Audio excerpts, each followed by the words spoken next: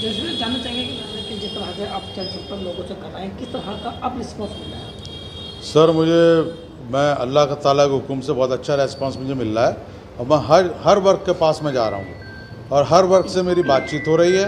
और वहाँ जो है जाने के बाद में ये मालूम हो रहा है कि पब्लिक ये बोल रही है कि आपको 2.5-3 साल से ये मन बनाए हुए हैं कि कोई भी बाहरी प्रत्याशी हम नहीं लड़ाएंगे, अगर यहाँ का प्रत्याशी होगा हम उसे लड़ाएंगे।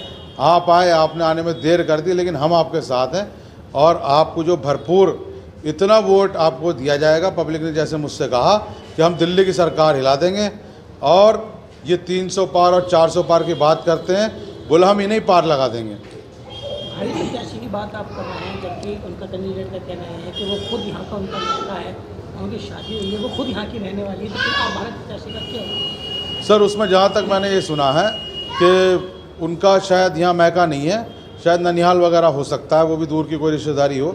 रिश्तेदारी सबकी होती हैं और वो जो है वहाँ की, वो बताया गया कि बिजनौर से कहाँ से बिलोंग करती हैं, मुझे ज़्यादा नॉलेज भी नहीं है, लेकिन वो बाहरी प्रत्याशी बताई जा रही हैं और बाहरी प्रत्याशियों को जो पब्लिक जो बिल्कुल पसंद नहीं कर रही है और वो तंग आ चुकी है बाहरी प्रत्याशी से। मेरा आपसे सवाल है कि जनता आपको वोट क्यों दे? सर जनता ये मन बनाया हुआ है कि एक तो यहाँ का प्रत्याशी होना चाहिए, दूसरी चीज़ ये उन्हें पढ़ा लिखा प्रत्याशी अब मिला है। जनता ने मुझसे कहा कि वकील साहब कोई कैंडिडेट ऐसा नहीं रहा, कोई कैंडिडेट नहीं है, आप आइए। मैं तो आराम से रहता था, अपने वकालत करता था, मौज करता था, लेकिन कहा कि जब मुझे ये बुज़ुर्ग लोग और ये सब लोग आ गए, ये आने के बाद इन लोगों ने कहा कि आप आइए, आने के बाद आप लोकसभा जो है यहाँ की मुरादाबाद 6 को आप संभालिए, आप जैसे पढ़े लिखों की ज़रूरत है। आज हालात आप देखें कि 1947 से लेके आज पहला मौका है कि जो सड़कों पर नमाज होती चली आई थी, ईदगाह की आप देखें, उसे जो रोक दिया गया और तरह तरह के कारण बताए जा रहे हैं कि इस वजह से। मैं ये जानना चाहता हूँ कि 1947 से आज तक आप लोग कहाँ थे, या मैं ये कहना चाहता हूँ बीजेपी की गवर्नमेंट रही है इतने साल तक, तब क्यों नहीं रोकी गई है, अभी क्यों रोकी गई है? ये इशू क्यों बनाया जा रहा है एक वर्ग को, जबकि सबका साथ सबका विकास का नारा है।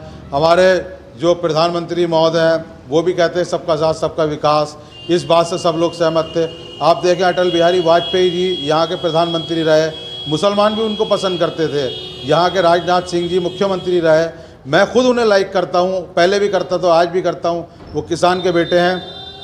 तो अटल बिहारी वाजपेयी जी हों या राजनाथ सिंह जी हों, बहुत अच्छी उन्होंने सरकारें चलाई हैं। तो मैं समझता हूँ कि बीजेपी से मैं ये कहना चाहूँगा कि आप जो है सबका साथ सबका विकास का नारा देते हैं, तो आप उस तरीके से, उस तरह से जैसे अटल बिहारी वाजपेयी जी सरकार चलाते थे, जैसे राजनाथ सिंह जी सरकार चलाते थे, सरकार किसी की कभी भी आ सकती है।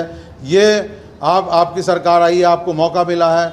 बाहरी देशों से हमारी जो है मित्रता बहुत कम है और बाहरी देशों से हमारा जो चल रहा है। आपका मुकाबला किससे मान के चलेगा आप? सर मेरा मुकाबला, सही बात तो ये है कि पब्लिक ने जैसा मुझे बताया अब तक, मेरा मुकाबला किसी से नहीं है।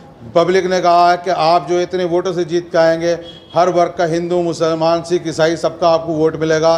यहाँ के जो एक प्रत्याशी हैं वो शायद कुछ बीमार हैं, मैं उनके लिए भी दुआ करता हूँ, क्योंकि वो यहाँ के रहने वाले हैं, इस ज़िले के रहने वाले हैं।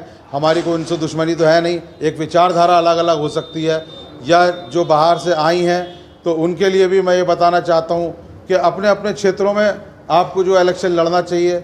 बाहरी प्रत्याशी का यहाँ क्या काम है?